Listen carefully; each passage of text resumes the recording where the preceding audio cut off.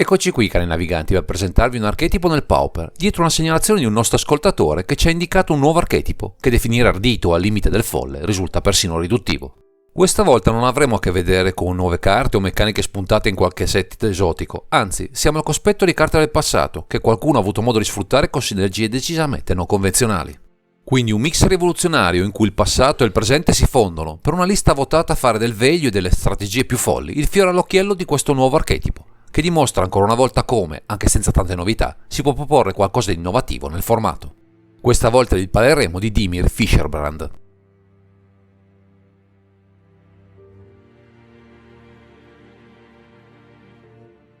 Visto il focus e le carte ipotizzate in questa premessa, non appare molto chiaro come ci si deve muovere in questo archetipo, ma una cosa è certa, dobbiamo mettere in campo creature dal costo di cast improponibile nel modo più veloce possibile. Con questa chiara indicazione si andranno ad inserire nella build le creature con l'abilità Delve, che più si avvicinano a questa condizione, con ben 3 Gurgangr e 4 Shambling Attendants, che con rispettivamente 7 e 8 mana del loro costo di cast, rappresentano il meglio con questo vincolo. Come vedremo non sarà così difficile metterle in campo presto, ma per smuovere il grimorio e riempire il cimitero ci dobbiamo dare da fare molto in fretta, quindi già tra le creature useremo un enabler adatto allo scopo, Street Wraith, presente in 4x. Qui la nostra finalità è quella di avere nuove carte sia in mano ma soprattutto nel cimitero, area di cui abuseremo per poter far entrare in campo uno o più di questi ciccioni, solo all'apparenza esosi nel loro costo di cast.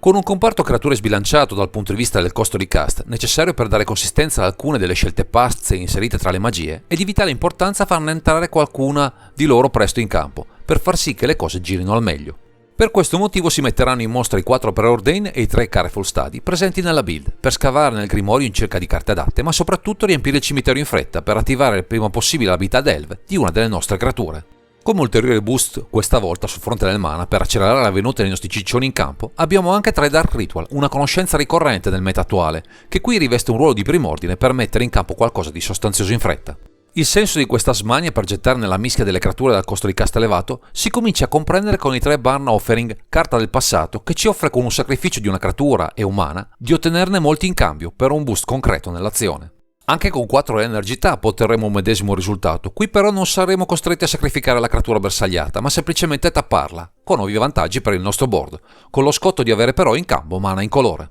Con diverso approccio, ma sempre con l'intento di avere molto mana in fretta, possibilmente colorato, annoveriamo un Inner Fire, carta che beneficia del numero di carte in mano per incrementare la conta del mana, in questo caso di colore rosso. Per rendere questa carta veramente efficace non ci baseremo solo sulle pescate tradizionali, anzi, perché annoveriamo una carta tanto sottostimata quanto potente, visto il piano di gioco ipotizzato fin qui, Rush of Clonage, qui giustamente in 4x. Questa carta, con uno dei nostri ciccioni overcosted in campo, può rivelarsi una vera bomba per 7 o 8 carte nuove in mano su cui contare, per un boost incredibile che ben si incastra sulle restanti carte a disposizione, per arrivare a delle chiusure veramente inaspettate. Grazie al mana ottenibile in abbondanza ci basterà caricare a dovere il Rolling Tandem, qui in Europer, per uccidere l'avversario in un sol colpo, senza necessariamente passare dalla combat, che non risulta poi così veloce ed efficace visti i limiti delle creature a disposizione. Questo piano di gioco non risulta certo veloce, ecco perché concorrono a renderlo sostenibile un Gigadros General 60, in modo da tappare e spegnere le possibili combat nel nemico, dandoci il tempo necessario di castare qualche parante di peso o una chiusura. Per stabilizzare i colori necessari per le varie carte inserite annoveriamo anche 4 Manamorphs, che ben sinergizzano con i produttori di mana rosso presenti per ottenere quello blu o nero necessari per la maggior parte delle magie e delle creature a disposizione.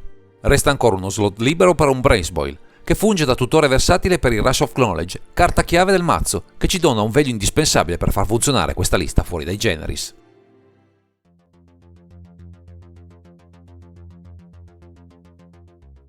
Con le finalità fin qui espresse nella lista appare chiaro che sono presenti una serie di vincoli e di esigenze che vanno affrontati in modo risolutivo, tra le difficoltà di avere il mana colorato corretto e il vincolo di ingrossare in fretta il cimitero. Queste motivazioni hanno portato ad inserire un pacchetto di artefatti con 3 Chromatic Sphere, 4 Chromatic Star e un Lotus Petal, che assolvono al meglio questo scopo, con poca incidenza sul mana a disposizione e una buona versatilità per avere sia carte sia il mana corretto. Carte quindi necessarie per la buona riuscita del piano di gioco, che è sì fragile, ma ha un potenziale esplosivo che punta a vittorie del tutto inattese per l'opponente di turno.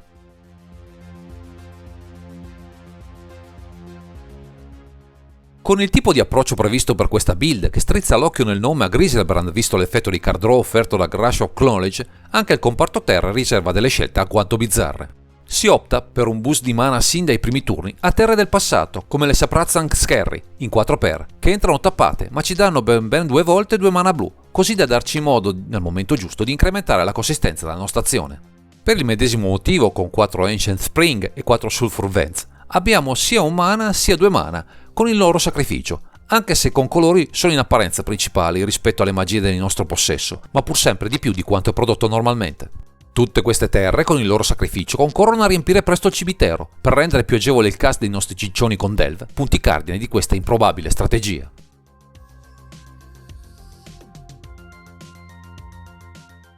Visto il gameplan che presenta diversi limiti, a partire da una certa fragilità delle creature annoverate nella lista principale, la sideboard viene strutturata per un piano B, che in qualche modo può cambiare il target e le finalità delle nostre chiusure. Per questo motivo trovano posto 3 isole per dare maggiore solidità alla mana base composta solo da terre non base, con ovvie criticità verso determinati archetipi che puntano a colpire con facilità questi permanenti. Con l'intento di contrastare le interazioni avversarie aggiungeremo 2 Blue Elemental Blast e 2 Spell Pierce, bilanciando l'assenza di main di strumenti volti a proteggere le nostre giocate chiave, che verrebbero bloccate agevolmente da archetipi a base rossa o blu. Come ulteriori protezioni ai nostri punti vita e permanenti in campo inseriamo 2 Gigadros in aggiunta a quello di main e 3 Standard Bearer come parafulmine per salvare da morte certa le nostre creature più grosse, utili al nostro gameplan. Per una chiusura alternativa o comunque di supporto contro i mazzi aggressivi inseriamo infine 2 Werewolf Storm e un Epic Core of Blood per provare a prendere fiato e allo stesso tempo erodere i punti vita del nemico, agevolando la nostra vittoria.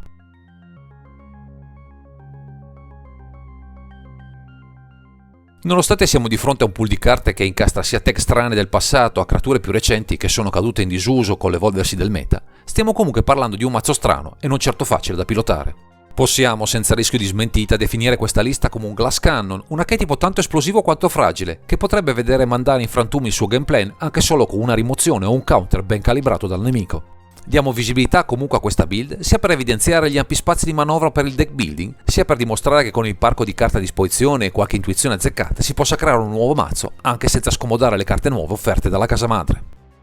Direi che questo è tutto per questo video, grazie per averci seguito e non dimenticate di commentare, condividere e sottoscrivere il canale per ritrovarci sempre qui su Underground Sea.